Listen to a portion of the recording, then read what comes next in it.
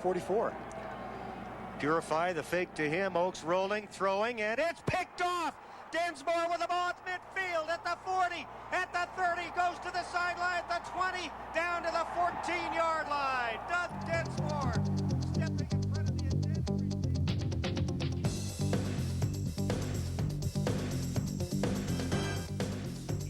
This is the Dan McCarney Show with Iowa State head football coach Dan McCarney and the voice of the Cyclones, Pete Taylor. The Dan McCarney Show is brought to you in part by Robert W. Baird & Company, Incorporated, member New York Stock Exchange, and by Chevrolet, the #1 selling cars and trucks in Iowa. Chevy will be there.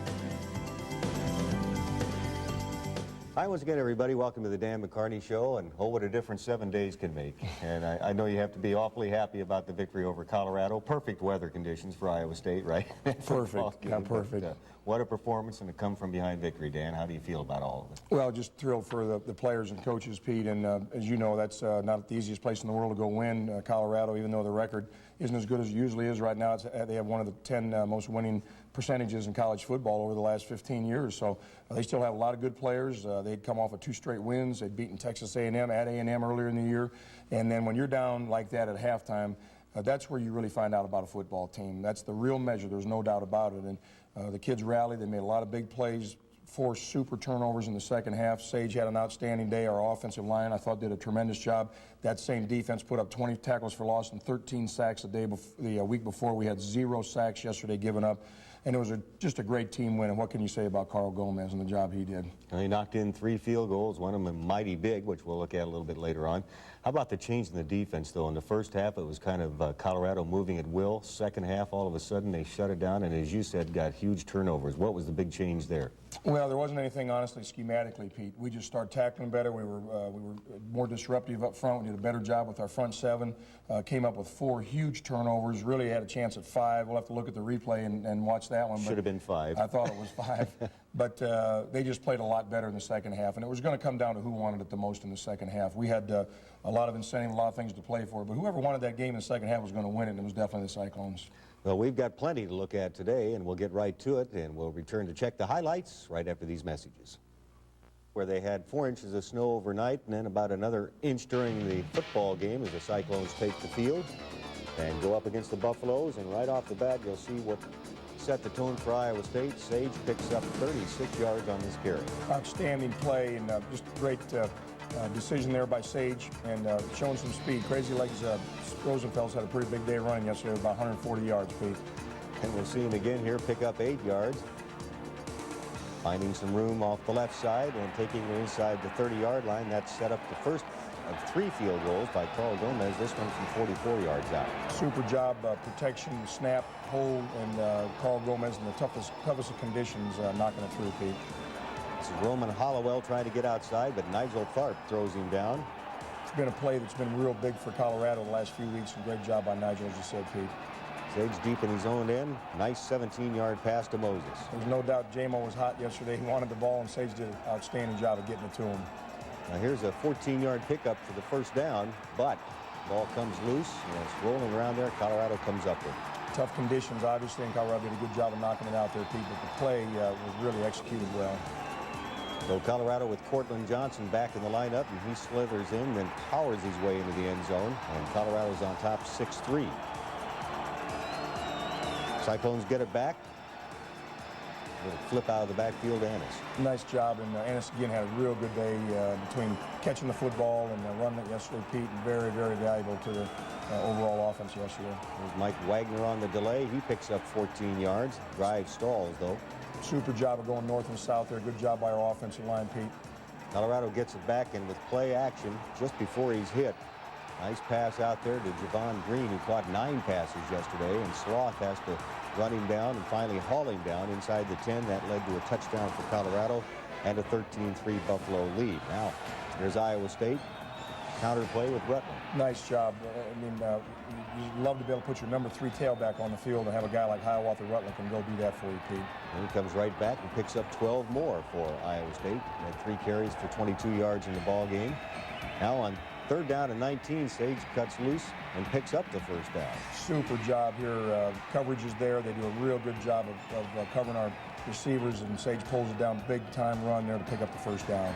Ennis Haywood for 8 yards on that carry. As you know, Pete, Scott Rickard and Corey Hannon had to fill in yesterday in the offensive line, both of them coming off the bench doing an excellent job. Sage for 16 more on that carry, and we'll go back now to Ennis Haywood on this run. Some nice holes there. Real good job. And receivers downfield working good. You can see Sue Campbell there battling, and execution by the offense just excellent here. Controlling the line of scrimmage. Danny Bruns up front doing a super job again. Mike Banks at tight end. And as we mentioned, those 2 linemen coming off the bench to really help out, Pete. Ennis gets into the end zone for the touchdown. Kick was not made. Actually, the snap is a little bit high, so it's 13-9. Now here is a 74-yard drive, and Cortland Johnson again gets into the end zone for Colorado to make it 20-9. Try onside kick, doesn't work. Iowa State comes right back. Haywood picks up 11 yards, and that moves you close enough for Carl Gomez to try another one. Great execution there, Pete. As you said, Andy Stensrud doing a real nice job in protection, and a super kick there by Carl. He had that look in his eye yesterday, Pete, of confidence, and he was one of the main reasons we won that game yesterday. This is the freshman quarterback Oakes, but he's caught from the backside there by Sloth, so no gain on the play. Iowa State just before halftime. Anthony with an 18-yard reception. Couldn't quite get into position to score, but it's 20-12 at the break, and now in the second half, there's a fumble caused by Runk. Super job by our secondary, Pete. Adam Runk, as you mentioned, just putting his hat on the football, knocking it out. Jamarcus Powers coming up with an outstanding play to challenge our defense at halftime. 0 turnovers in the first half and 4 of them in the second half. Well, that was a big one for Iowa State. Cyclones come up with a football. And the first play we'll look at here is Sage once again picking up 12 yards. Great job by the offensive line. That sets up this play. 2 wideouts to the left. Here's Sage to throw. Wings it out. Caught by Moses. Makes a cut. Makes another one at the 20, 15, 10, 5, and he's all the way down to the 3-yard line. Now they're going to say he touched it to 4. So J.J. Moses gets it inside the 5-yard line. That sets up Sage Rosenfels for the touchdown. Beautiful execution by our offense. You'd really like to see your team complement each other like that, Pete. We get the defensive turnover, offensive takes it right down the field for the score. Jordan Karsten's on that play. No gain. And a passing formation. Oakes drops, slips, runs out of the pocket, chased from the backside by Sloth. He's got him. Back at the 14. Ryan Sloth with a sack. He had 3 in the ball game yesterday. That for a 7-yard loss, or 11-yard loss. He's doing a great job by our corner blitz there, and Ryan Sloth getting a big play for the sack. Ennis Haywood picks up 8 yards, and that sets up a big play. Here they come. Sage sets up, delivers out there, caught by Moses, first down. Still on his feet, he's at the 20, 15 down the sideline, touchdown! 44-yard pass play, and as those two have combined so many times this year for big plays, not many bigger than this one, though. You really needed this at this time. Outstanding execution by 2 fantastic seniors there with Sage and Jamo. Again, the protection's excellent, Pete, and a beautiful job by our offense coming down there to put it in, and Cyclones take the lead.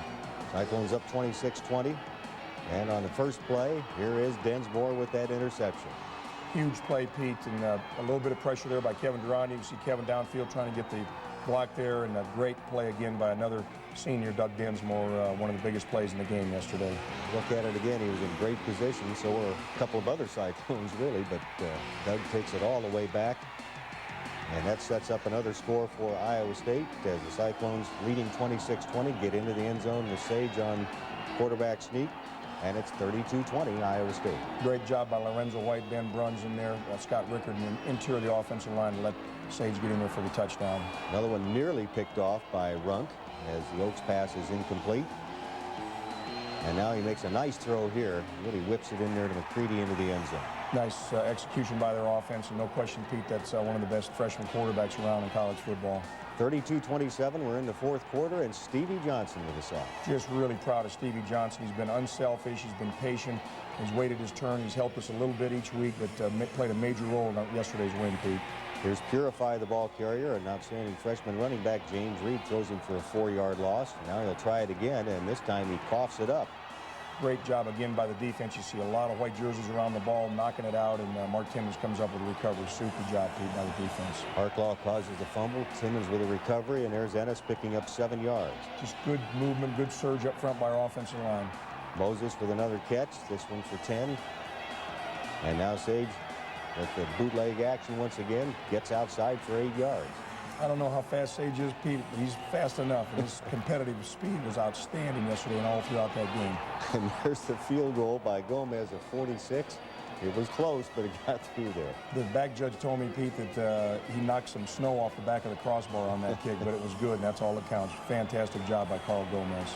Here they flush out Oaks, and he makes the throw. It's deflected and naturally right into the hands of Javon Green for 18 yards and a key first down for Colorado. That was a huge play for them, Pete. Reggie had great pressure, and they came up with a real big play there on third down to keep the drive alive. Portland Johnson thrown for a yard loss by Harklaw. And now here's a big play. Nemeth tries to carry. He fumbles the football. There's a big scramble in there. I think Reed caused the fumble, and Reggie Hayward recovers. Outstanding job in there, Pete. James got the penetration, balls out, and nobody's going to get the ball away from Reggie Hayward. And one of the biggest plays of the day, without question, Pete. So the Cyclones still facing some time on the clock. Need to grind that out a little bit, and they do it right here. Ennis picks up 15 yards and a big first down. As big a first down as we had all day, Pete. And at that stage, the game was over. It's a matter of just protecting the football and coming home with another road victory. 4-1 on the road this year, Pete, and you just can't say enough about these kids and coaches, and especially coming back after a real disappointment last week to come back and play an outstanding game like that and win on the road. Well, you're now 7-3 for the season, but I think you said the key thing this whole year has been your play on the road. 4-1. I think any team in America would take that record. No question about it, Pete, and especially going on the road in the Big 12 like that and winning. And it was a fun plane ride home, as you know, last night. I'll bet it was. Well, we will return with more here, and we'll have our weekly feature right after this.